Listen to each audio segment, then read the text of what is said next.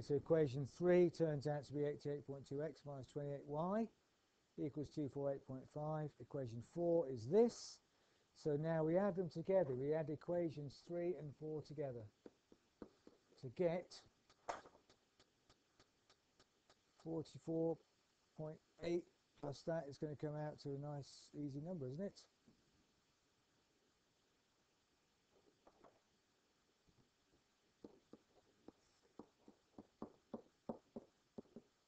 Right, brilliant. So x equals 465.3 divided by 133. 3.5 to two significant figures. So that agrees with the graph. And then we substitute that into the other equation to get y. Once we've done that, of course, if you're out in the field and you're doing a simultaneous equation like this, and it's not inconceivable that you would, because they do crop up. In fact, I was doing that with the session before you came in.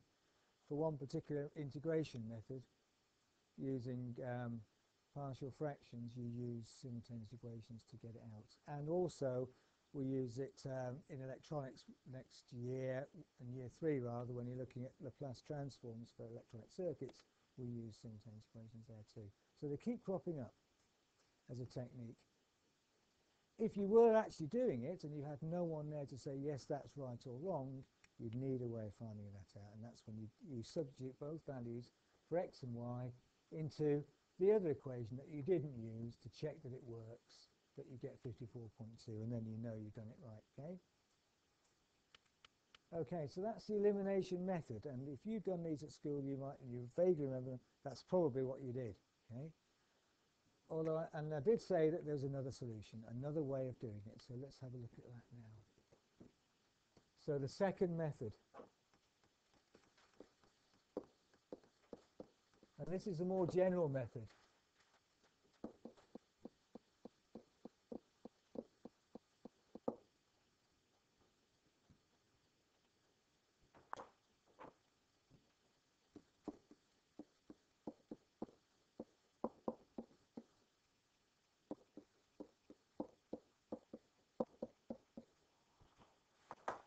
Here's an example, and from what we were discussing before, the only scenario when they're not going to get a solution is if the lines are parallel, which is highly unlikely. So we're going to go with it. We won't bother to check it on autograph this time. We'll assume that there is going to be a solution and work it through. But this time we're going to use the substitution method. So let me just pause while you make a note of them. The method then, the second method that is more general, involves rearranging. So it involves the skills we've been trying to learn, which is manipulating one of these equations, 1 or 2, so that it reads either x equals something or y equals something. And it's entirely up to you which one you do. Just look for the one which looks easiest to you. In this case, I might decide, okay, I'm going to rearrange equation number 2 because they're all even numbers in there. So if I want to get, say, y on its own, I might not get too many fractions, is what sort of going to it. 2 might be a little bit easier to rearrange than 1, but it doesn't matter which you do. So let's rearrange 2 for y, for want of a better plan. So rearrange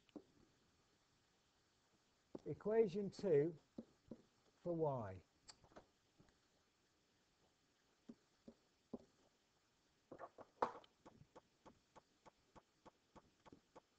So first, add 4y to both sides to make it positive. So 10x equals 10 plus 4y.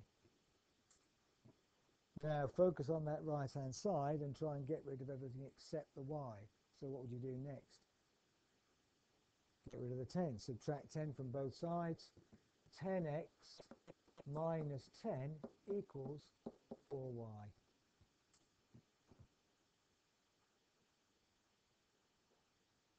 I could actually at this point look at the left hand side. Can I simplify it?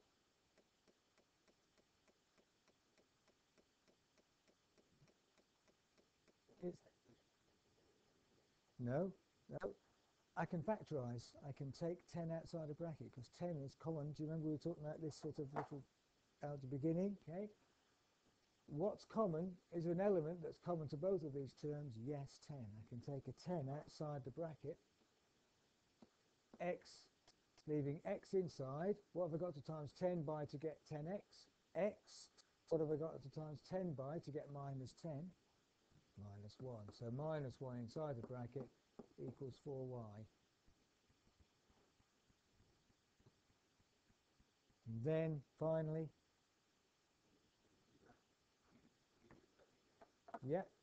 so to factorise, so now finally divide both sides by 4. 10 brackets x minus 1 over 4 equals y. Can you simplify the left-hand side at all?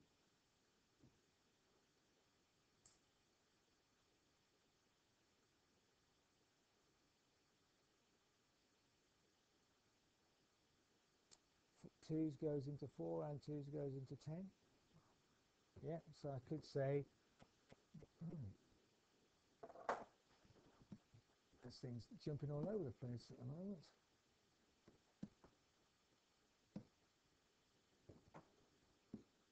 Yeah, could call it 2.5 over 1, but we try and avoid decimals, and I'd leave it as 5 over 2 into x minus 1 equals y.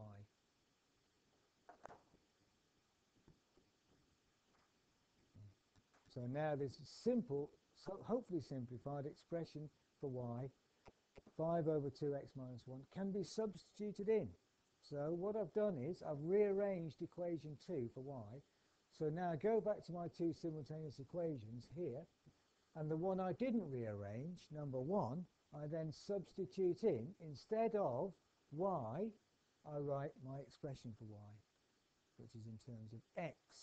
So I rewrite equation 1, but with this substitution made. So equation 1, 15x plus 3y equals 20. 15x plus 3y equals 20. That was equation 1. I can now write 15x plus 3 times 5 over 2 x minus 1 equals 20. If I just put this little square bracket around that, that's y, isn't it?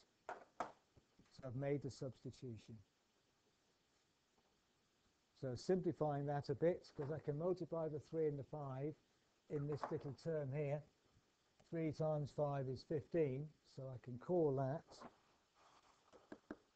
15x plus 15 over 2 x minus 1 equals 20. And now I've got an equation to solve like we were doing last week, so I'm going to pause it here and see if you can solve it. So if we do this, we end up with x equals 11 over 9, or 1.2 recurring. Now, okay, well, you didn't need to do it my way. If you did it a different way, as long as you get the answer, it doesn't matter, James. So now substitute your value for x, which is 11 over 9, into 2 to find y. So rewrite equation 2, but instead of x, put 11 over 9 and calculate y for me. So finishing off then, we should end up with something like that. So y turns out to be 5 over 9.